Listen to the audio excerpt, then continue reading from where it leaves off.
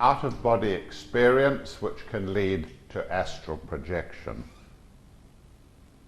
You go to sleep and suddenly you find that you're in another world. Astral projection or out-of-body experience is not a dream. You find yourself in this other world absolutely alive. You are fully conscious in every respect. You have full control of events that are going on around you, and your senses function as if you were in your own home. And what is more, the memory is unimpaired, totally unimpaired. You have the ability to move around in this world, to open and shut windows, to climb mountains, to swim, and eventually you learn to project yourself in that other world enormous distances. Hence the title, Astral Projection.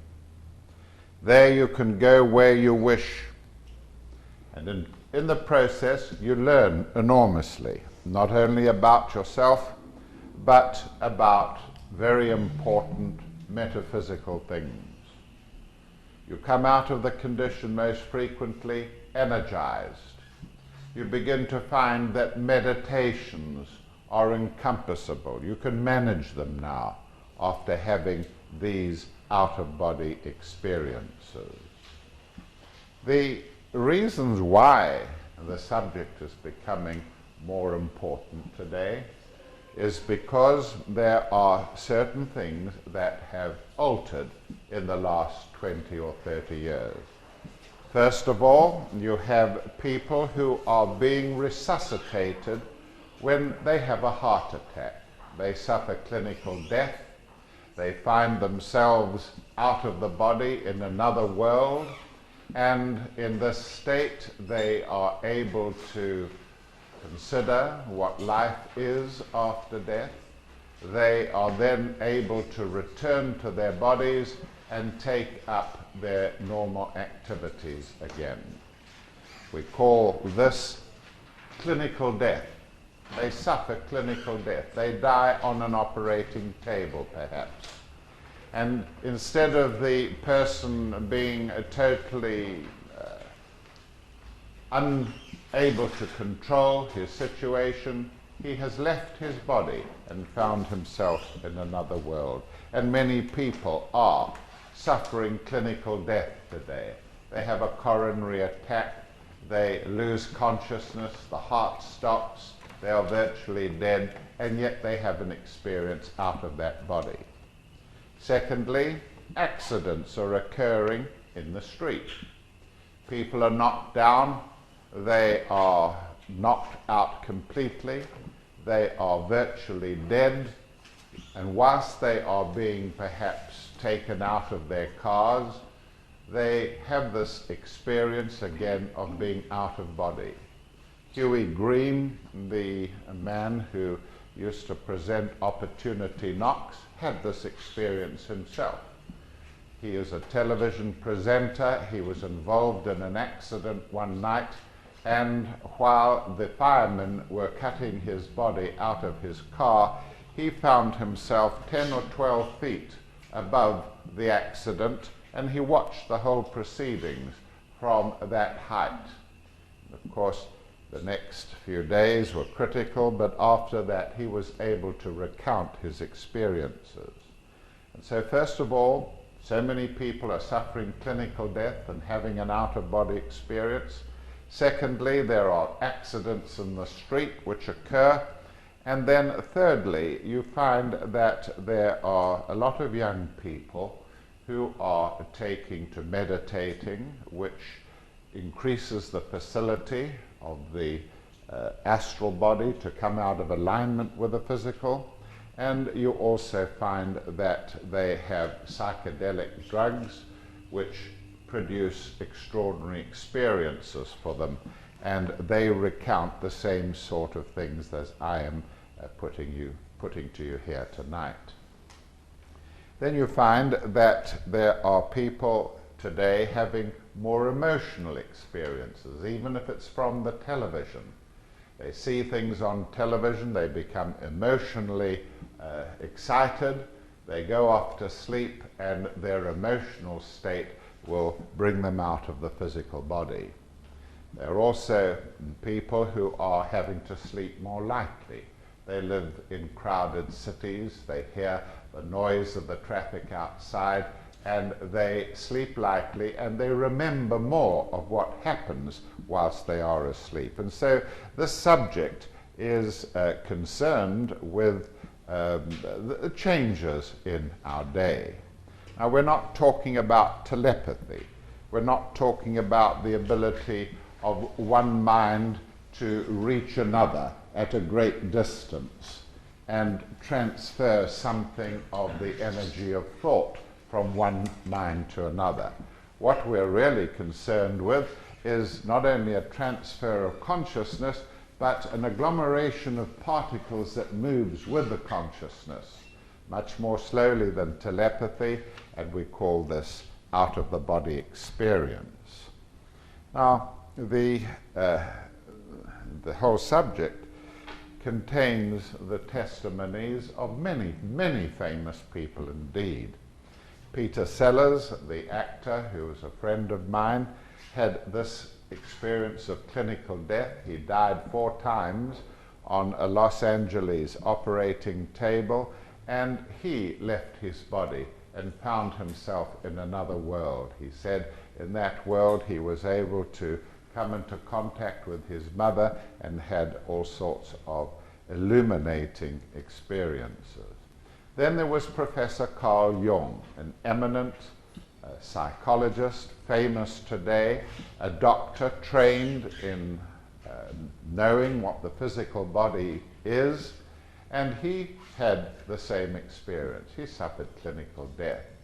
And whilst they were preparing him for injections into his heart, he left his body.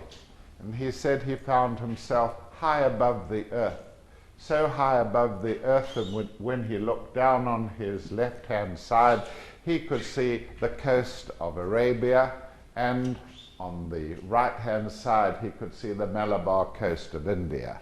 He calculated later, when he came back into his body and he was well again, he calculated he must have been 1,200 miles above the earth for him to have seen these physical structures.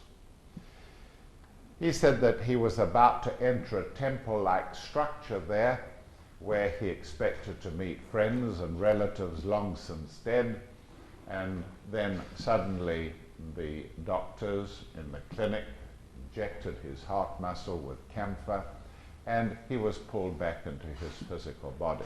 The testimony of a famous person trained in understanding the nature of the human body. Derek Jamieson, a few weeks ago, interviewed me and also a friend of mine, an old lady, who was crossing the street in Morden one day, and she was knocked down by a bicycle. A bicycle knocked her down. She was unaware of the accident, she said. She walked on across the street and became aware on the other side, on the pavement on the other side, that something had happened behind her.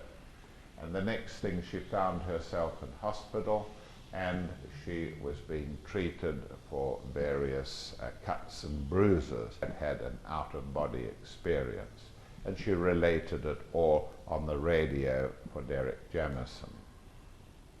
And so this matter is not pie in the sky. It's sort of everyday experience going on around us. Many of you probably saw the film Ghost. The film Ghost, in which an exciting plot was woven into the whole subject of astral projection. Indeed, a lot of the material there could easily have come out of my own books on the subject. You found the subject woven into a background in which people moved through walls or punched holes in walls with their fists, and it stunned the public.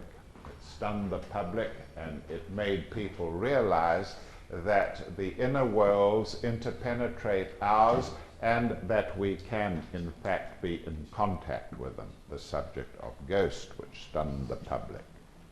And so this is our subject tonight. We are not talking about the other bodies of man, the physical body we know so well, but interpenetrating the physical body is what is called the etheric body, the body of energy which the yogis of the East have described, and which, as you probably know, funnels energy into our nervous systems, and this energy, called prana, enables us to be activated during the day.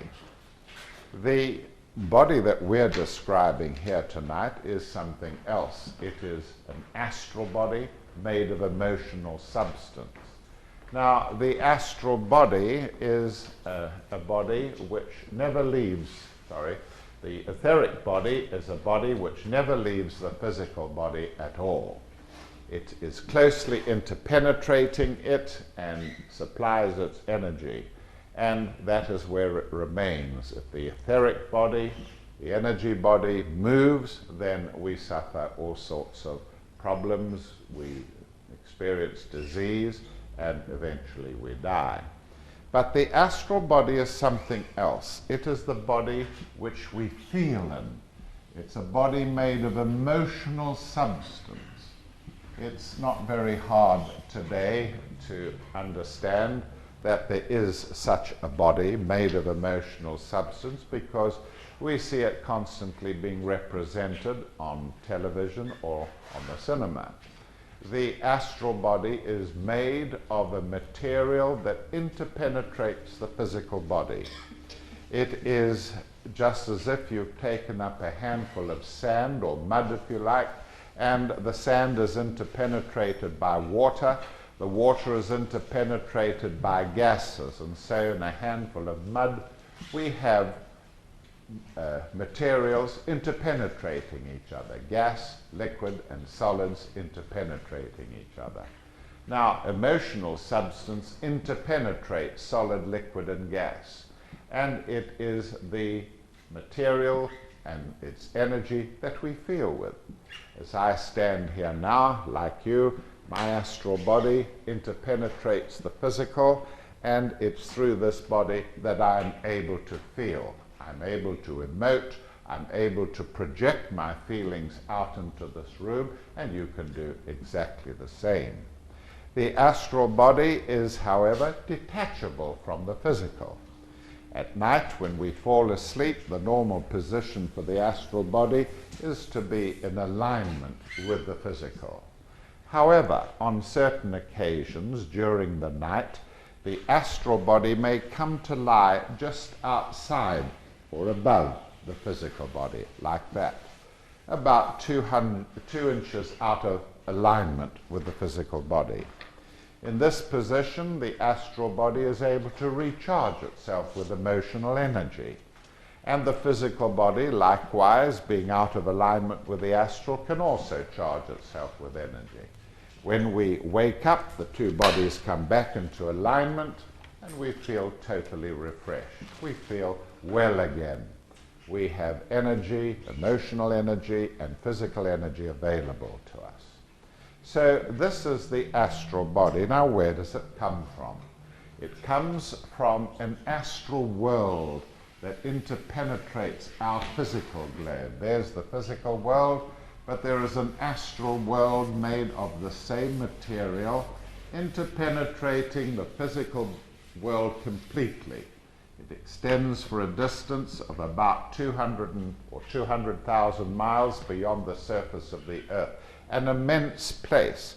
It is thrown into folds, into compartments and layers and planes, as it were. These planes go below the level of the earth, giving credence to the Catholic proposition that there is a hell world below the level of the earth, in which the crudest astral bodies may be tied. They may be tied to this world of the so-called satanic world, devil world, below the level of the earth. And indeed, the physical counterpart of it is indeed very hot. And so there are these ideas of hell and the devil and hellfire and so on. On the other hand, the highest of the astral planes are very subtle indeed, very spiritual. And so you get people of all kinds in the astral world in the different planes according to their development, their spiritual development.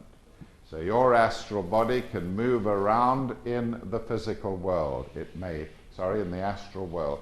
It may leave the physical body during sleep, or you may be able to take it out of the physical body deliberately and move around in that astral world. The astral world has its own components. There are mountains there, and seas and rivers. There are people going to work. Most people in the astral world don't know that they're dead. There's nothing there to tell them that they are dead. There are two kinds of humans, as you would probably understand. There would be the astral bodies of people in bed asleep, which have left the physical behind and move around in that world. Similarly, there are those who have died on the earth, and their bodies have been buried or they have been incinerated, and they exist in the astral world for a short period before they move on to higher planes. And so the astral world seems to be very much like our own, and indeed for most individuals there, they cannot tell the difference between the two of them. We are concerned here with the ability not just to experience an out-of-body condition, which is what happens to most people sometime during the night, but for us to become conscious there and even to move our astral bodies around in the astral world, seeking out people, places, things that we might want to be in touch with. And that indeed is something done by the normal person, but in astral projection we do it willfully. We do it purposefully, and we are able to profit by those experiences of being out of the body. Now I'm going to describe some kinds of astral projection which you may or may not have had yourselves, consciously or unconsciously. You might be able to recognize these various types of experience. I'm going to describe the kind of astral out-of-body experience that you've had in terms of the distance which the body is moved, astral body is moved away from its physical counterpart.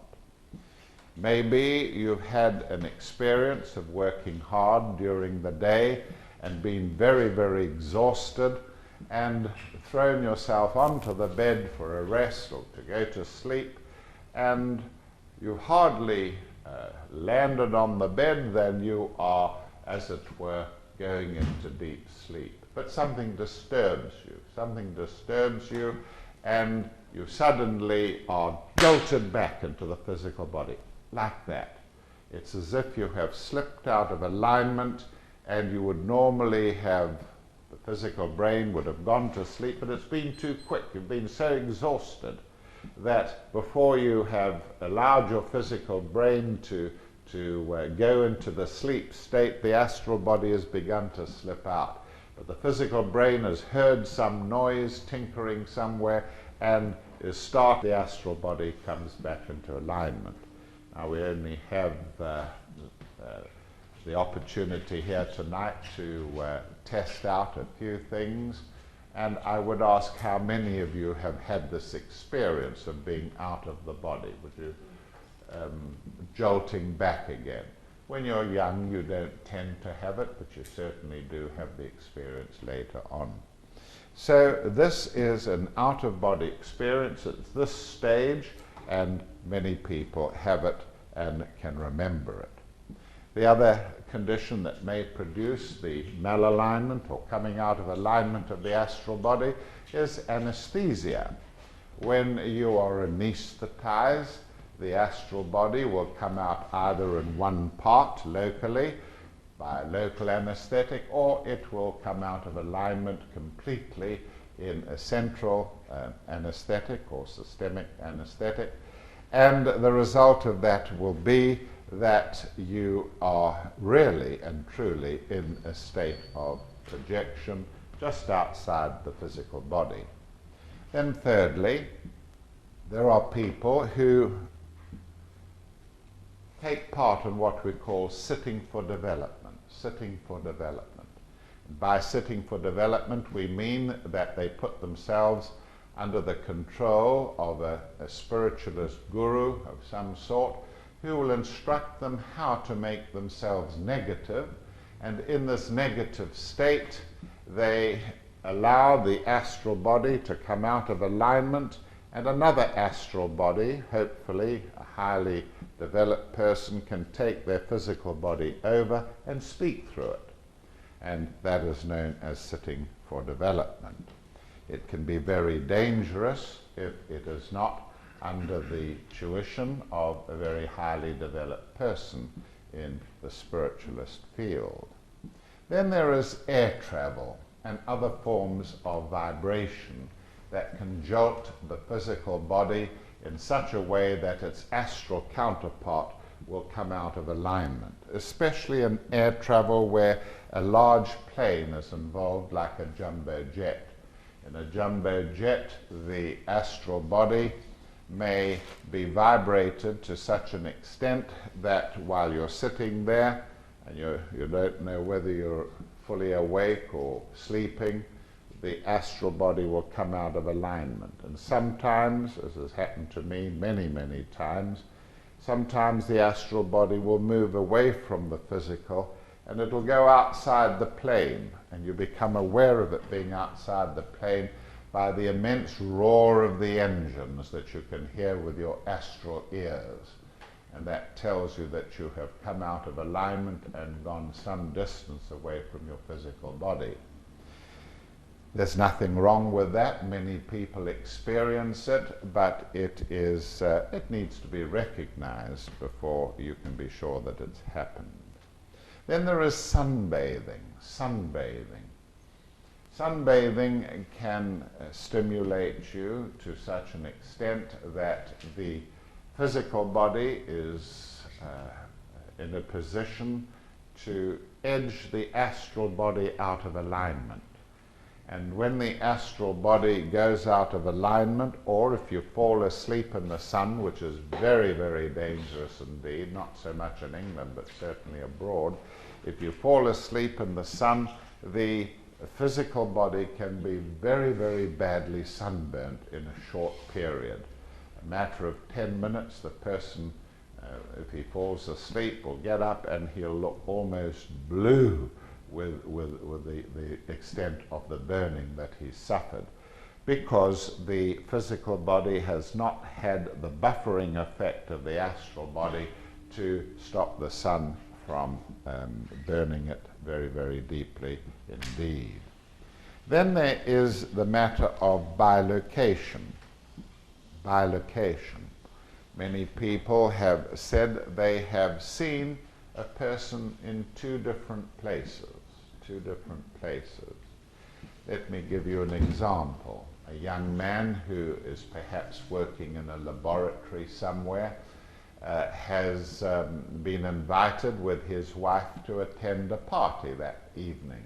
Unfortunately, he's got to work. He has to pore over a microscope and examine various things and take notes.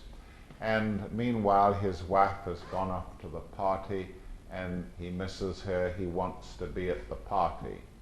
His mental body holds him to the work he's doing, but his astral body, his emotional body, wants to be with the wife at the party, and sometimes it will go there.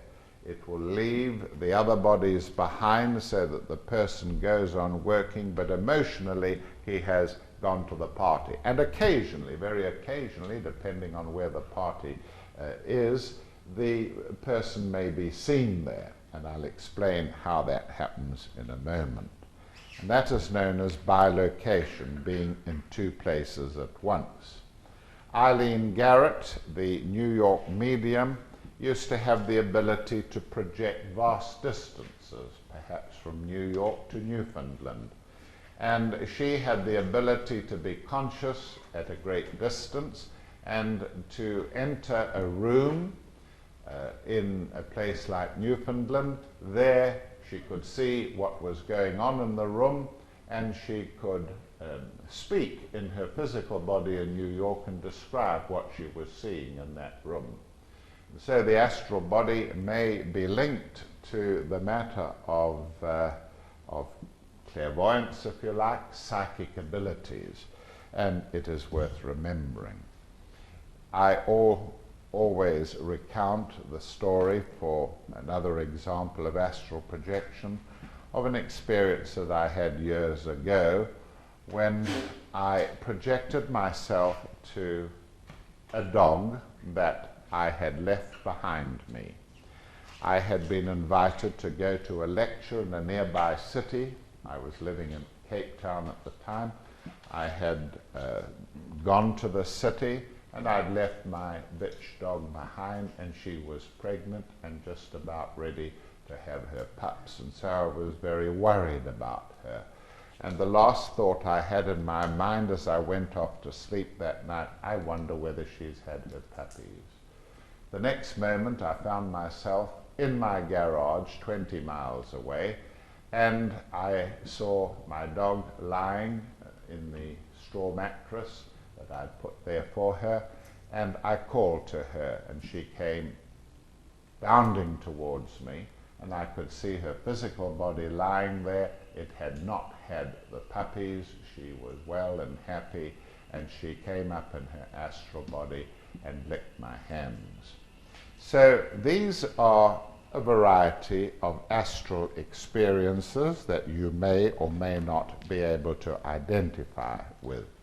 Then there is the subject of the silver cord. Many people believe that when you leave the physical body behind, you remain attached to it by a so-called silver cord. And that silver cord can pull you back into the physical body when your astral projection is over. It's a nice, comforting thought that there is a silver cord always there to help you back into your physical body, because when people are learning to project, they very frequently are worried that they aren't able to get back into their physical bodies again. Well, I've never seen a silver cord, and I don't think a silver cord exists, because for me, a scientist, I can't see how a physical, or rather a silver cord, can extend 200,000 miles if you go out into the furthest places of the astral world. I can't see that. So the whole subject is, even amongst people who experience astral projection frequently, is often controversial. I haven't seen a silver cord. What I have noticed, though, is when you do project great distances and you are confronted with the person that you projected to, you arrive very, very fast indeed. And when you reach the person or the target, you tend to oscillate, rebound like that until you slow down and you are able to see and talk to that particular individual. Now, there are certain things that we call them prerequisites that you require before you can project, and tonight I'm concerned merely with the matter of what projection is, what the astral world is, why you should want to project at all, and then the subject of astral projection itself, how to procure it, must wait till a later date. But one of the things you do need is a strong desire. Everybody has desires. All day long we desire to do this, we seek response, we ask, we like to have security, we have all these desires, and all day long we requite our desires. But when we go to bed at night, many of our desires are unrequited. We wanted to go somewhere or be with some person during the day and we couldn't. And when we fall asleep, it's then that the astral body will seek out these people, places, things that we've desired to be with during the day. So if you want to leave your physical body, one of the important things to have is a strong desire. You must desire to be somewhere in the astral world with someone, someplace, something. And desire is very important. Maybe you've had this same experience of desiring to drink water. You've gone to bed at night and you have been very thirsty indeed, and during the night you've had this feeling, I must get some water. And you leave your body and you go to wherever you get water from, you turn the tap on, you drink and drink and drink and drink and drink, and you can't satisfy your thirst. And the next moment you find yourself back in the physical body and still thirsty. That is what frequently happens to people who have a strong desire to drink water. It can also happen to people who have a strong desire for alcohol and can't get to it. They will go there in their astral bodies. Men who've been dying of thirst have often talked about finding themselves near an oasis. They have gone to an oasis to get water, and then again going through this process of trying to slake their thirsts, they have failed and have found themselves back in their physical body. Now it's that kind of desire that is required if you are to get out of the physical body. The second thing is the matter of the will. We've talked about desire being important to get you out of your physical body and to move you around in the astral world, but then there is the matter of will. If you want to travel great distances in the astral world, you have to do it very quickly.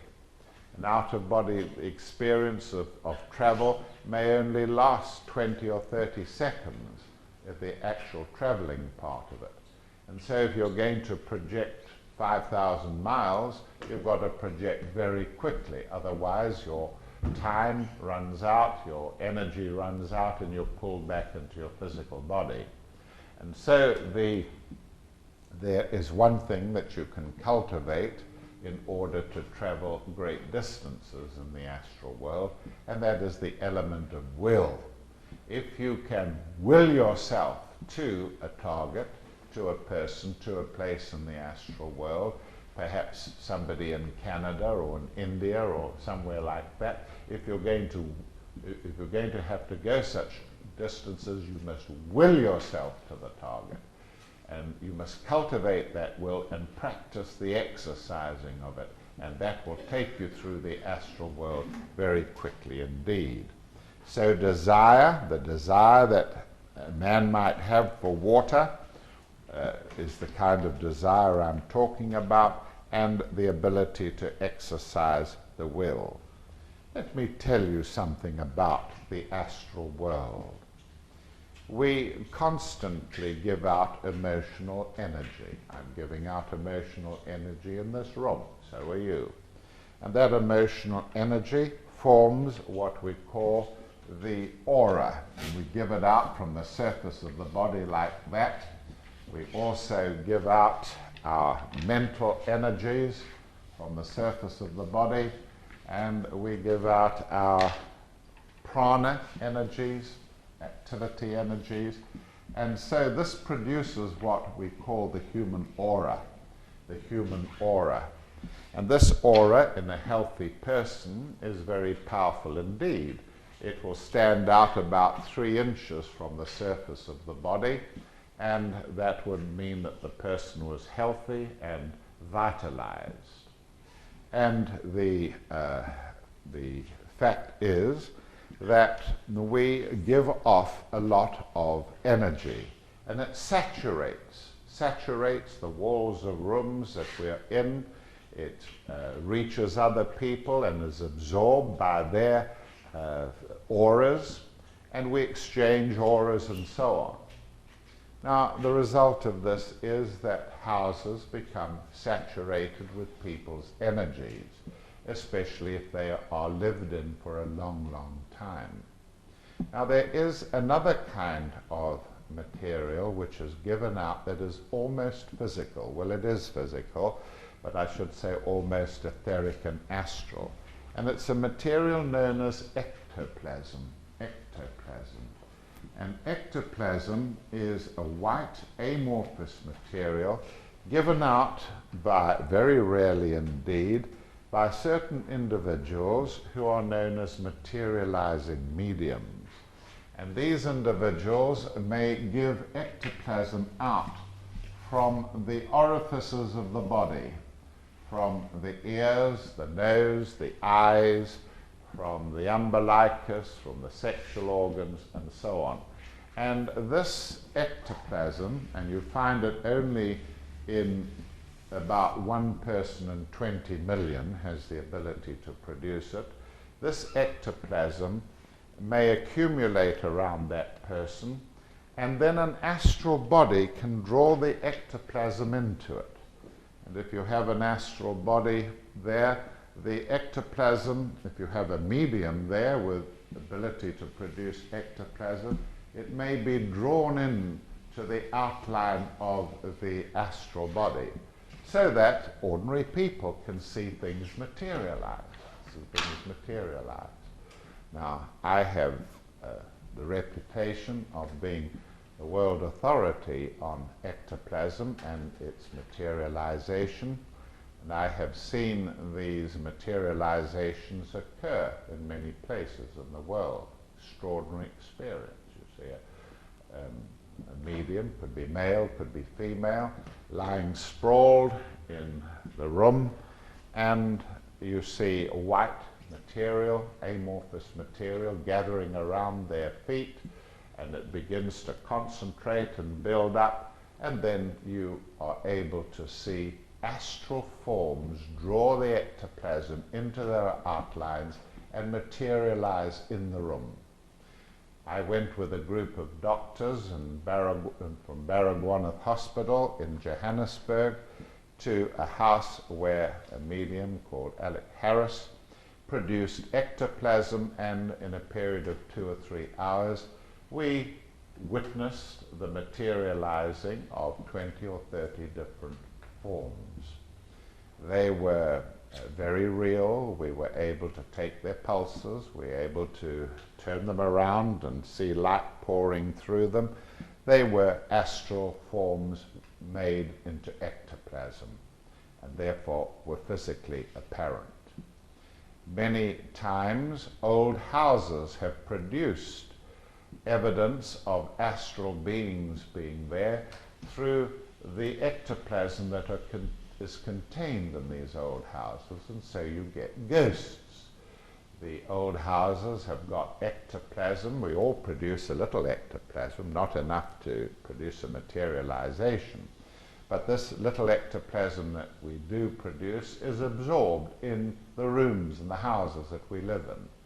And so the place is saturated with ectoplasm, and if an astral form comes in, maybe in your bedroom, and there is enough ectoplasm there, it is possible for the astral form to materialize a hand or a larynx and say something, or a face, and so on. In the House of Commons, there have been several recordings of astral forms materializing.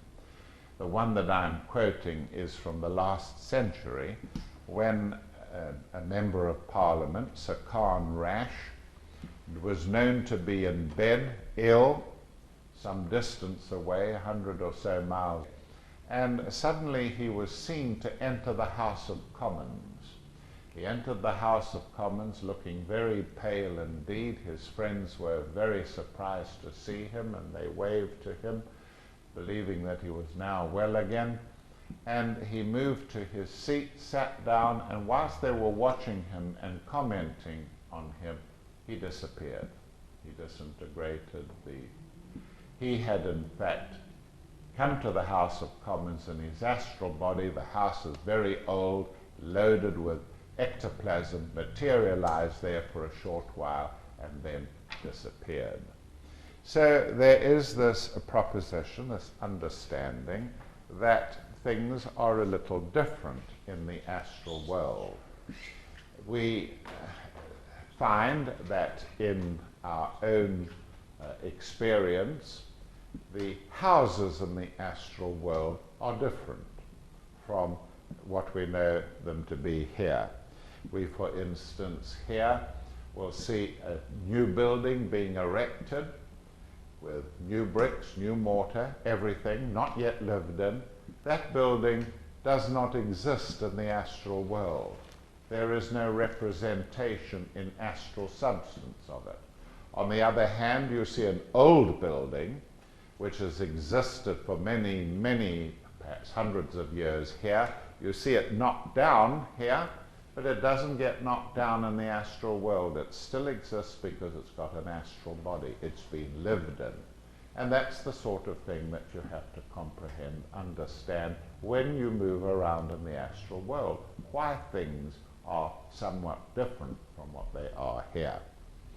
The astral world, an enormous place. You say, well, what part of the astral world will I find myself in when I fall asleep and come out of my body? The answer to that is you will find yourself in that part of the astral world where people like you think the same things. You find scientists will live, will mix with each other in the compartment of the astral world where they're all together. You wouldn't expect to move around if you were a scientist with in the shopping center with people who sell things there. And so you find your own level in the astral world. And that's what you must expect when you go there. It's a world of energy. If you focus your energy, you can do anything in the astral world. If you use your will, you can destroy buildings, you can destroy almost anything in the astral world with the powerful with a powerful concentration of your will. Similarly, in the astral world, if you were to go to a rose flower and take it into your hands, as I have often done in the astral world, and admire the flower, the moment that you admire it and you give it something, it will take energy from you and the rose will grow into a huge thing like this. And you would be very surprised if you were a dead person to see a rose like that happen, and then you might say to yourself, well, now that shouldn't be like that. It may well be that I'm in another world, that I've left my physical body behind. Perhaps I'm dead. And then occasionally people who are dead come to that conclusion. The astral world. It is a world where there are terrible things, just as our world also has terrible things. People find their own levels. Those who mug, who cheat, who thieve, who act viciously, find their level in the astral world. And the more vicious they are, the lower the compartment is in the astral world that they find themselves in. What else can I say about it? I say this, that it changes. The astral world has changed tremendously. After the last war, the World War, the astral world is in an awful state. There were beings who had been in concentration camps here in our world and had been starved to death there, and were now in the astral world, amazed that there was food around, often grabbing food, trying to make up for the experiences that they'd had whilst they were alive. The dead British soldiers were in the astral world, didn't know they were dead.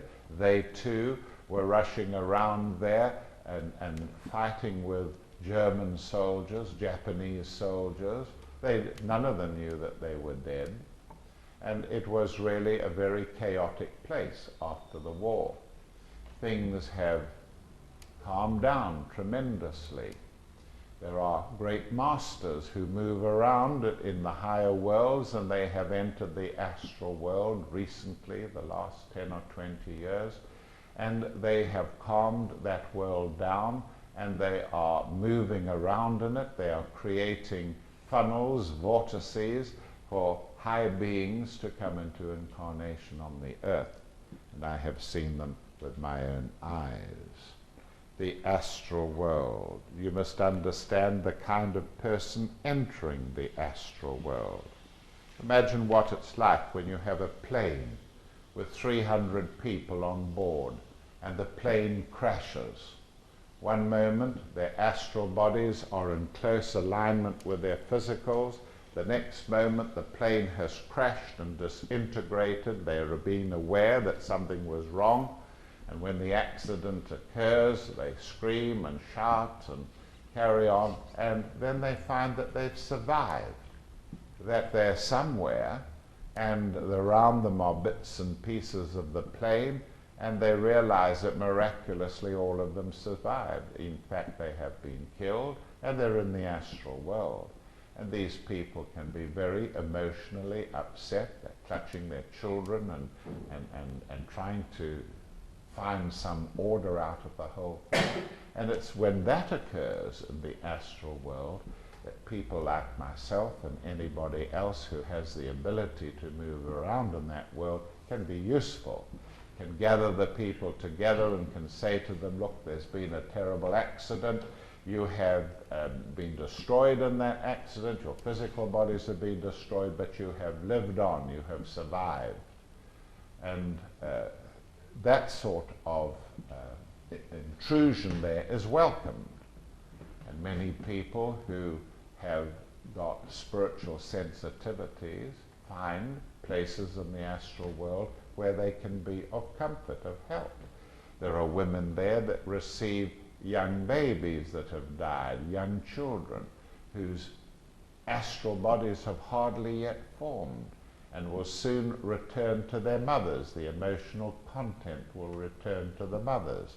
Other children have put their astral bodies together. They have had emotional experiences on earth which have allowed their astral bodies to form properly, and they go to a certain place in the astral world where they are tended and cared for and prepared to come back into incarnation. So that presents us with a very different idea about the astral world, that you can be of service there, you can assist in the general chaos there and help people. You'll meet your own relatives there, you'll meet friends there, you'll meet people there who are not dead, who are like you, have a physical body, and while they're there they have clairvoyant powers, they have psychic abilities while they're in the astral world. Whether they will bring them through into waking consciousness will depend greatly on whether the person remembers his dreams, whether he is a light sleeper or a heavy sleeper. If you are a heavy sleeper, whatever goes on with you in the astral world, you won't remember, you won't bring it through into waking consciousness. And so one of the requirements of having the ability to project astrally is to make yourself a light sleeper, so that you can be aware of what is going on in the astral world and bring the memories through into waking consciousness. So this is the astral world, a world of desire, and the desire affects the emotional matter there.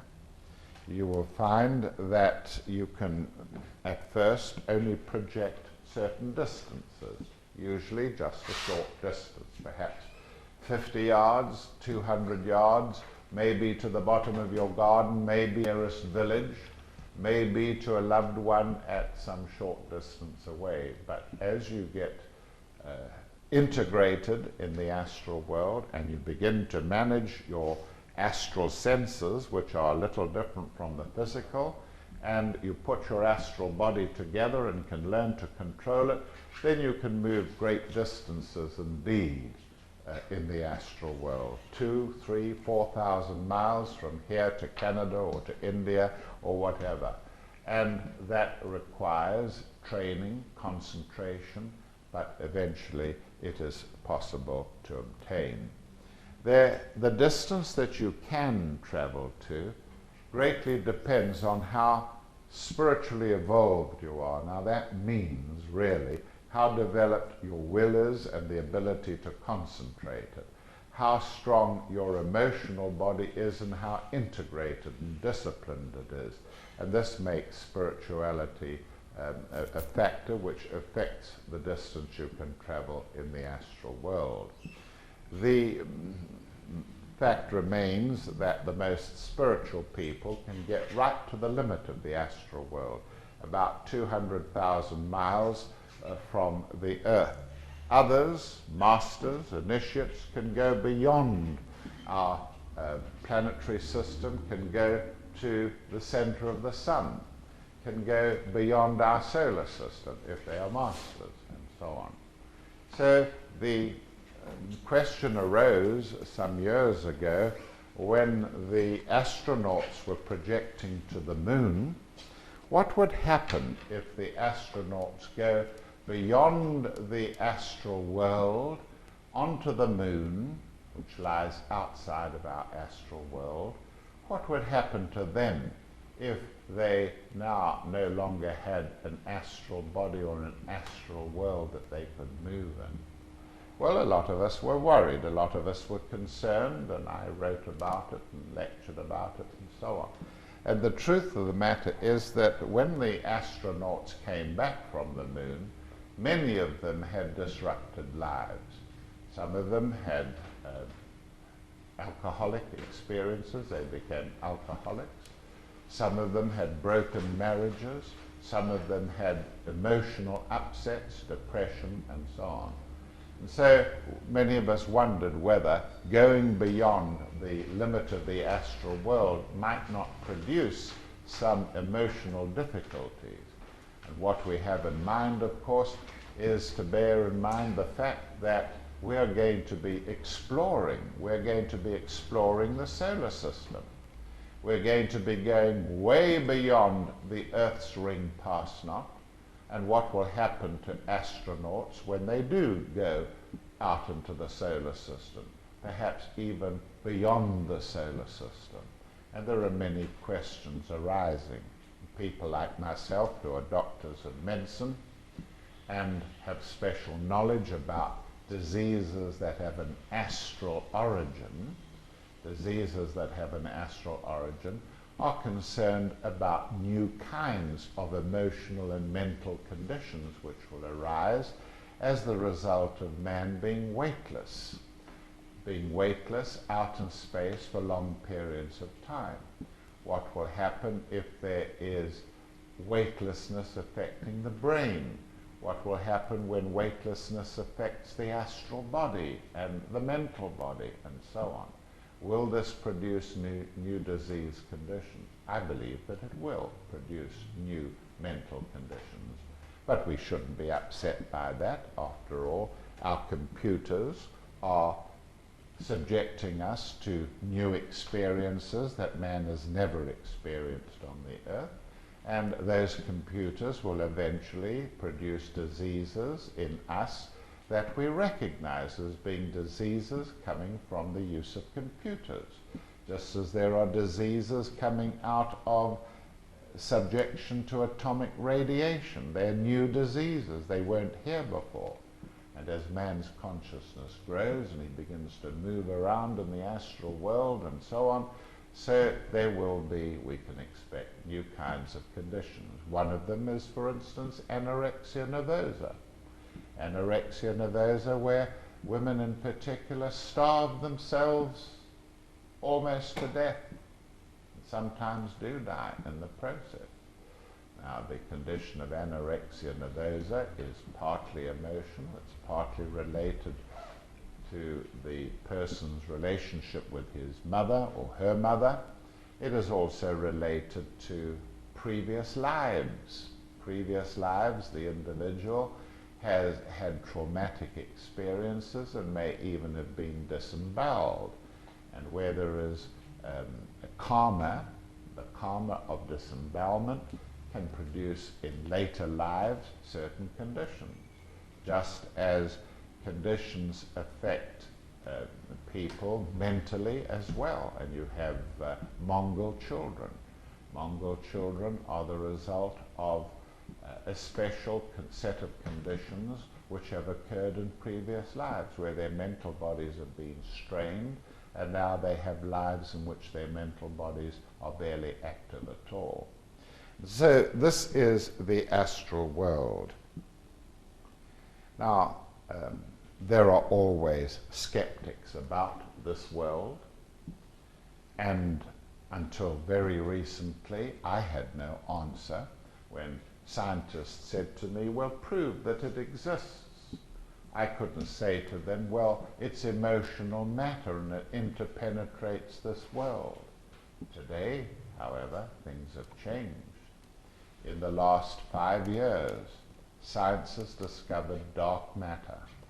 And dark matter exists everywhere. It probably occupies 98%, 95% of all space in our universe is made up of dark matter. Well, we have called dark matter subtle matter for thousands of years.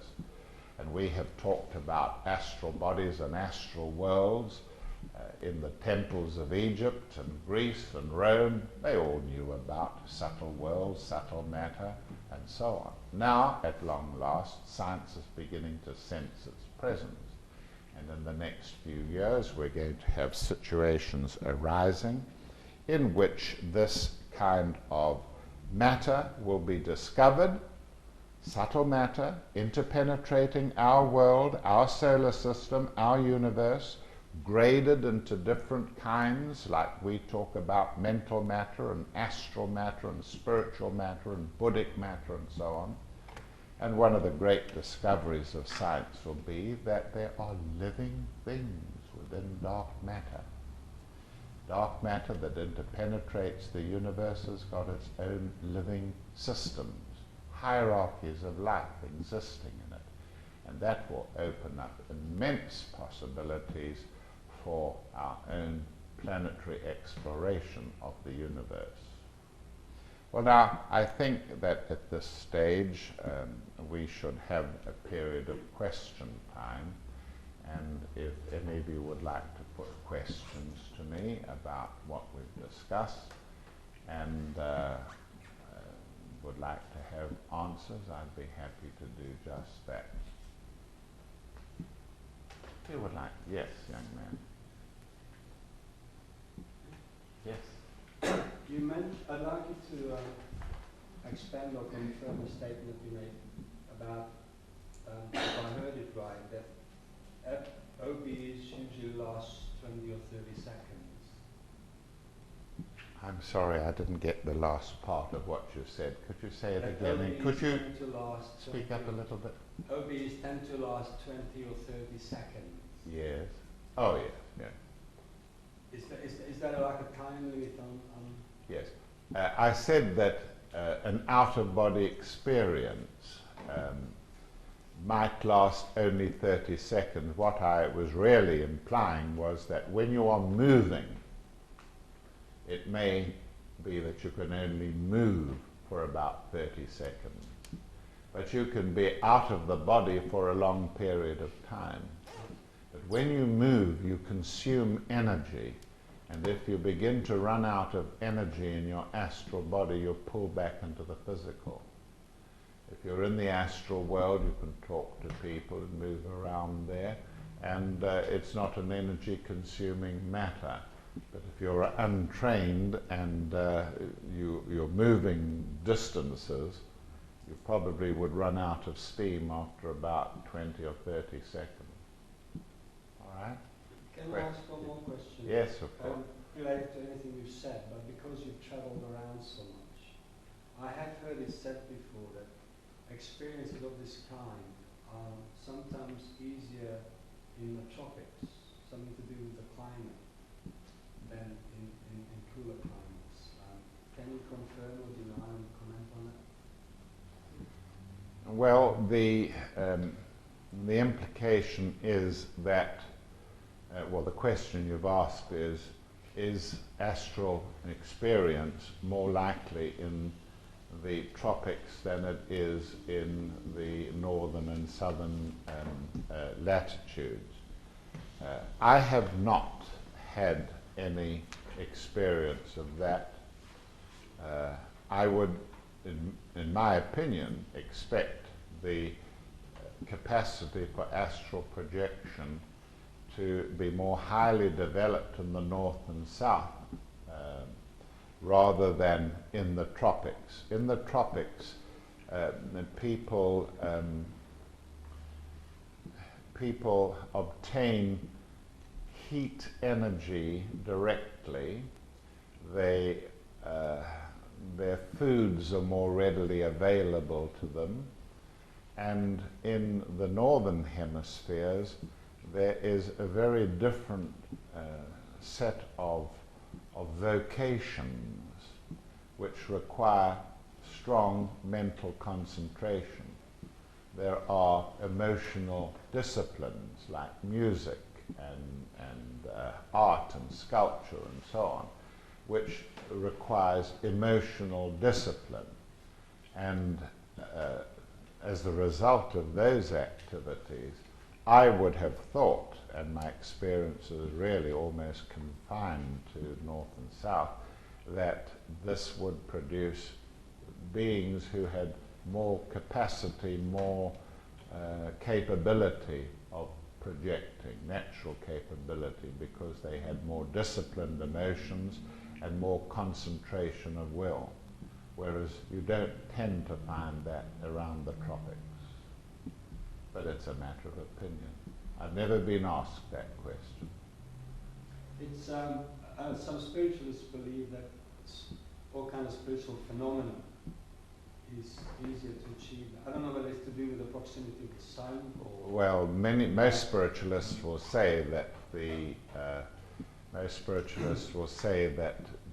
atmosphere needs to be fairly dry and electrical to obtain good results, typical of the inside of a pyramid, where a lot of very magical phenomena were obtained. But I think that we are really going a little beyond my knowledge of it.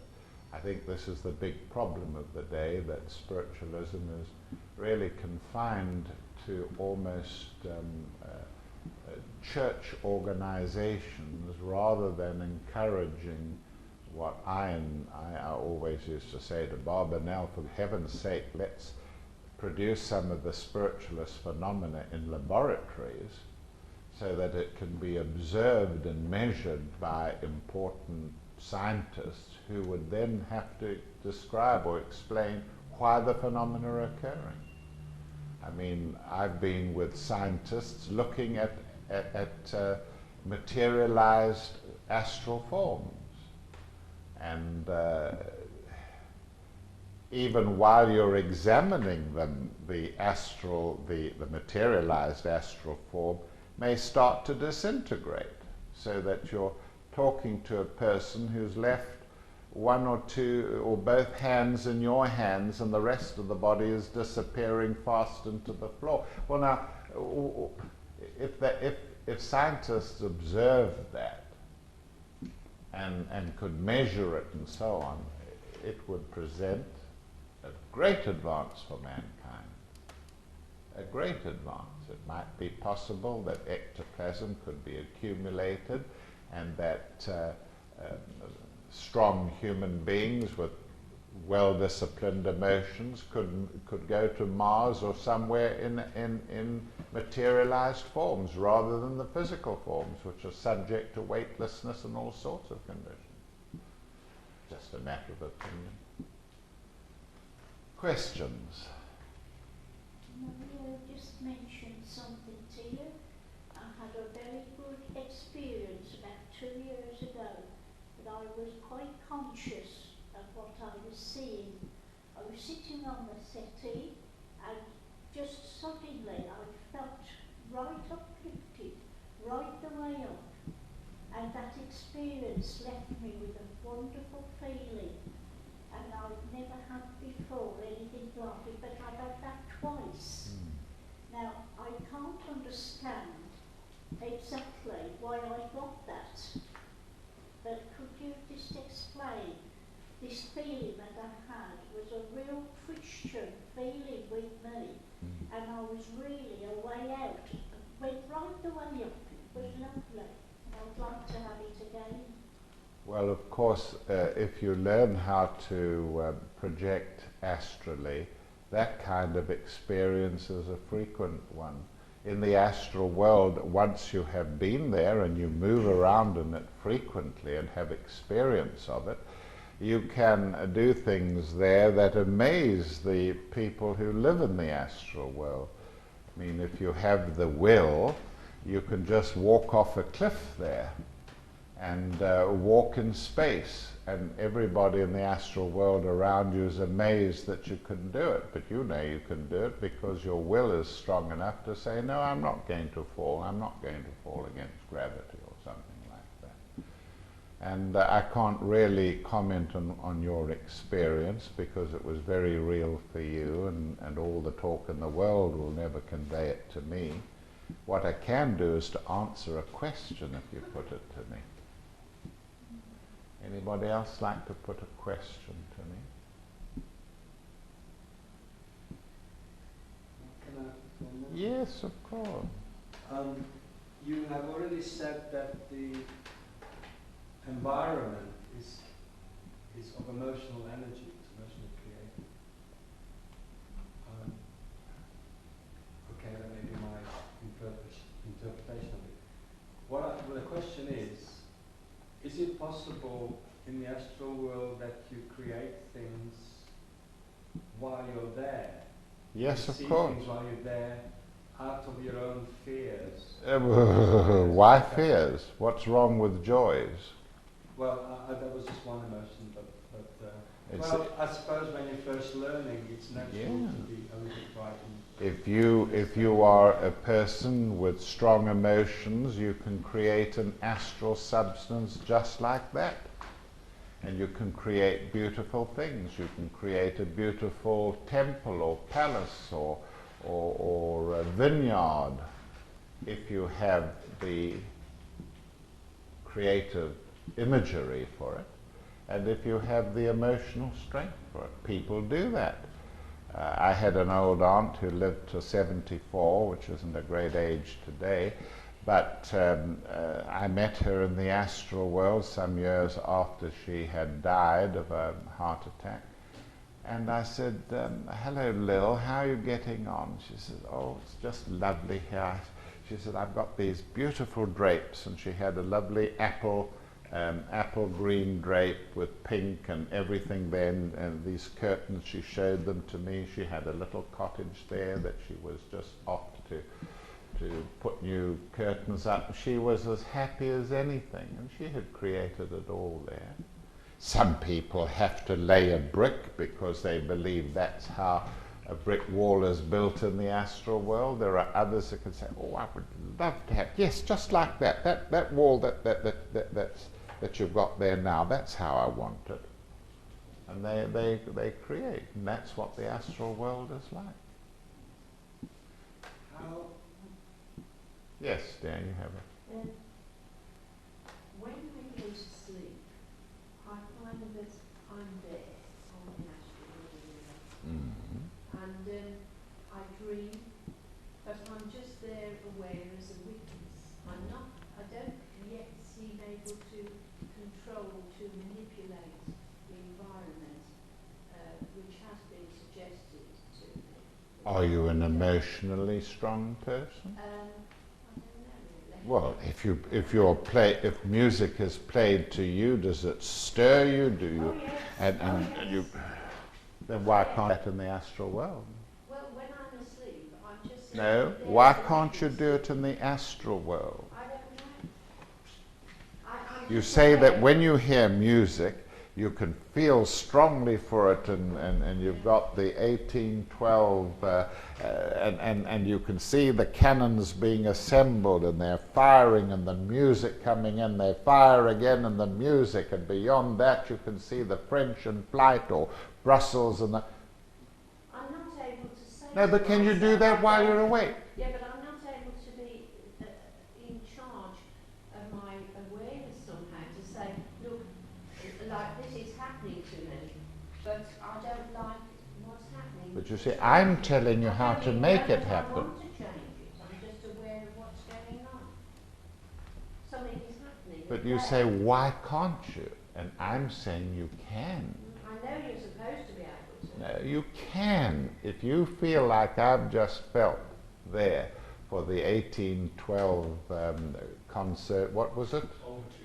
Overture, 1812 Overture, and you can see the preparations for the battle of this or that, and you can create that in the astral world if you feel as strong there, but if you don't feel as strong there, you won't create it. You will be exactly what you said, a passive observer. Yes, that's how I seem to be, a passive observer. But why can't you do the other? I don't even know that I want to change it, because in the dream state I just seem to be the passive observer. All right, you're a passive observer and you want to be a passive observer. Fine. But I thought that you were saying to me, well, why can't I make things happen there? Well, yes, that as well. I would like to, if it isn't a very nice dream, I would like to be able to change it, but somehow I don't feel as if I'm in charge. What piece of I'm just music watching, does I'm stir just you? watching, being consciously aware of the play around me. Well, isn't that what you want? Isn't that what you desire? When I go to sleep, really, I don't know. Now, you see, you're going, when I put something there, you're going to take it away from me. I'm trying to get you to say that you desire certain things, and what you desire you will get in the astral world, you see. So we must desire what we want. Yes, yes. That's what I've been saying all night, you see. Yes. If you, I don't know what particular piece of music attracts you, but if you have a piece of music, it could be poetry. For me, it would be poetry. Dry clashed his harness and the icy caves and the barren chasms all to the left and right and bare, and so on, you see. And all I've got to do is to say, oh, right, I'm in the astral world. Let's have a bit of Morton Arthur here.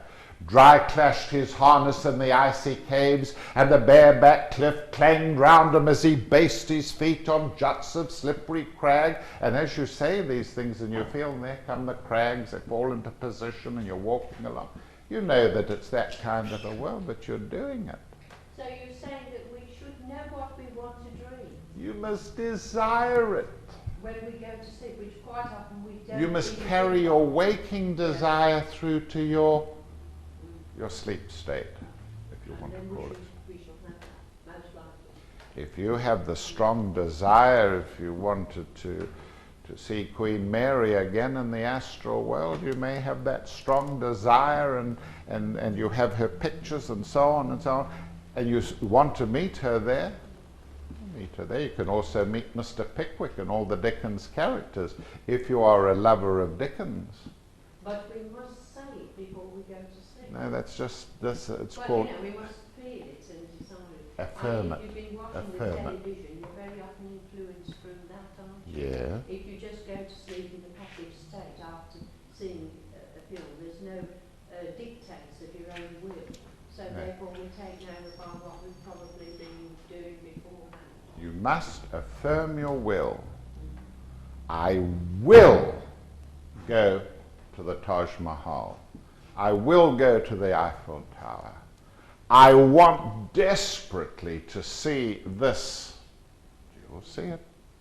But if you don't remember it, because you sleep so heavily, I'm not saying you do, but...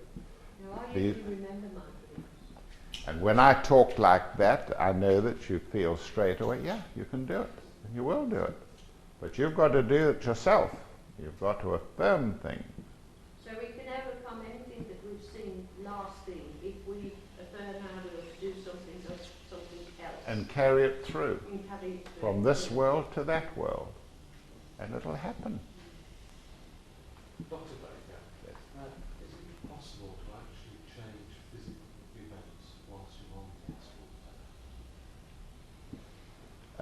from the astral plane to affect physical things here? Yes, it is, but you have to be a very highly developed person. You can project yourself to, well, I've talked about this before, I may as well mention it here. But years and years and years ago, de Gaulle was against Britain entering the common market. Very clever man. He was against Britain entering the common market.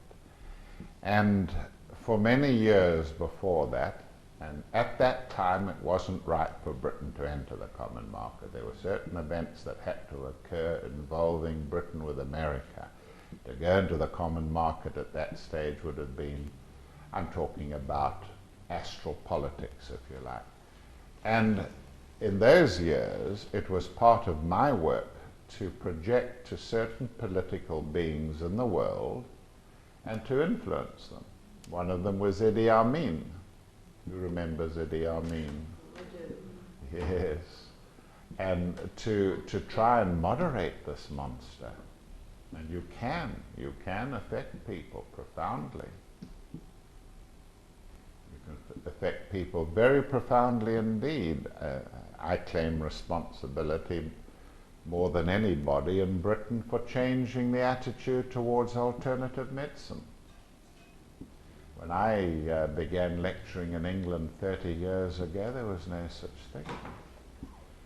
I had to struggle almost on my own, proposing that there were alternative forms of medicine, that there were things like biomagnetism and radionics and acupuncture and folk remedies and so on, when the country knew nothing about it and the doctors would have nothing to do with it. And that situation has changed, and you'd be surprised. I would say that a person acting from the astral world or from the mental world can be 1,000 times more powerful. Because when people hear something from within themselves, they will tend to react far more than if they're told it by somebody else. As I always tell the story of the old spiritualist couple.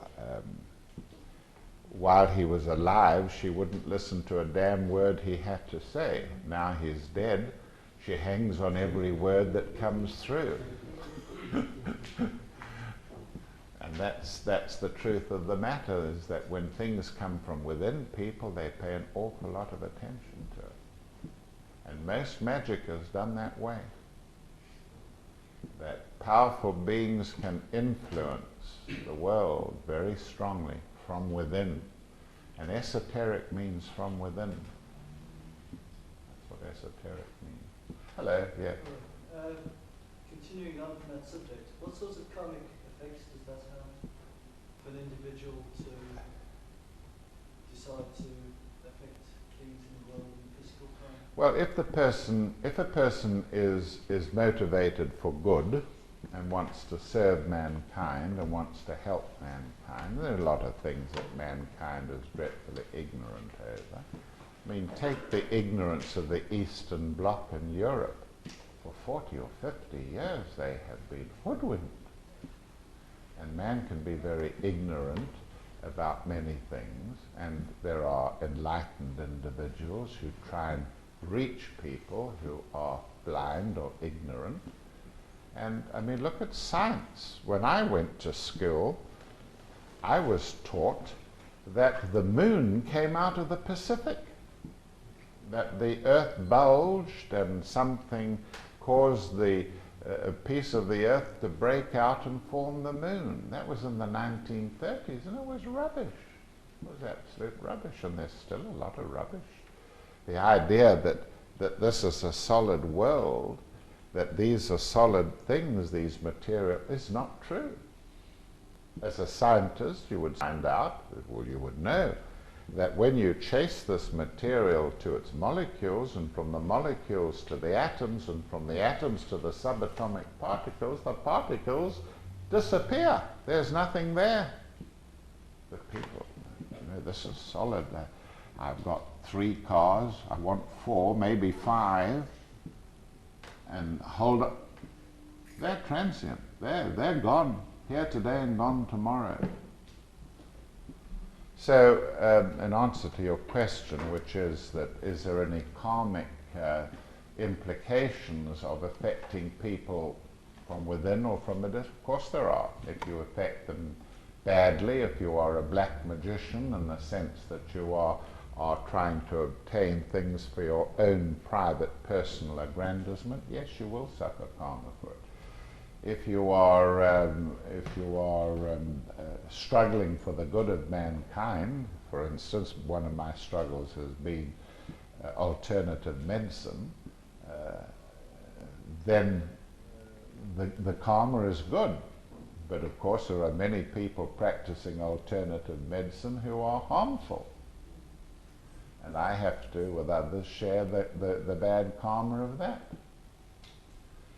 As the Easterners, the Orient always say, you know, karma is a very real thing, and I'm sure it is, but you can sit still and do nothing all your life, and then no karma is involved. But who wants to do that? When every time you do something in life, you are open to inviting karma. I believe they do say that doing nothing can be as bad as doing something. Yes, as they also say, you know, God helps those who help themselves, and God likes nothing worse.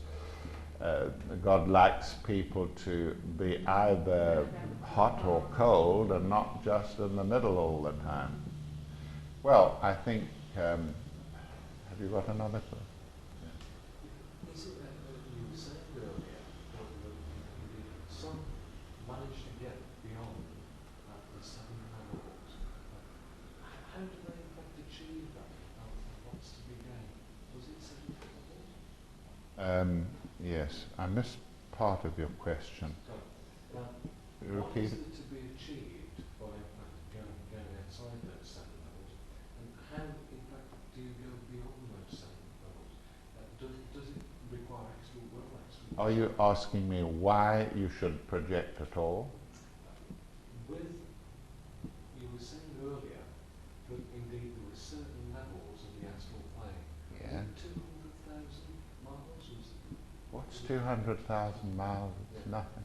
Nothing. Well, it was 100 years ago, Yes. but 200,000 miles today is nothing.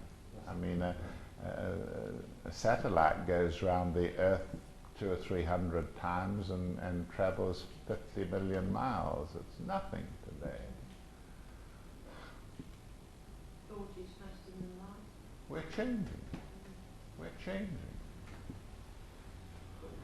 And if you were told that you were going to live 1,000 years in Tibet, beginning from next week or next year, wouldn't you like to find something out about Tibet? If you were going to live there? Well, you're not all going to live in Tibet, but you're all going to live in there sooner or later. And you may as well know what it's like and practice going in and out. How do you get beyond 200,000 miles? By initiation. You don't know what that means. So you are. What can I? Why do you want to get beyond? Let's get there first. Well, some of us like to know what lies behind the disk of the sun. And of course the next question would be, how do you get initiated? Excuse me for asking that question. Well, the best thing you can do is to come down and listen to my talks on initiation. You can read a book by Alice Bailey called Initiation, Human and Solar. And that'll give you a very good idea of what initiation is. Initiation, human and solar. Well, ladies and gentlemen, thank you for coming along tonight. I'm sorry we haven't had as full a meeting as we hoped for, but there you are, times are difficult. And on the way out, do have a look at the books we've brought and see if there's anything there that can illuminate you further. Thank you very much for coming along.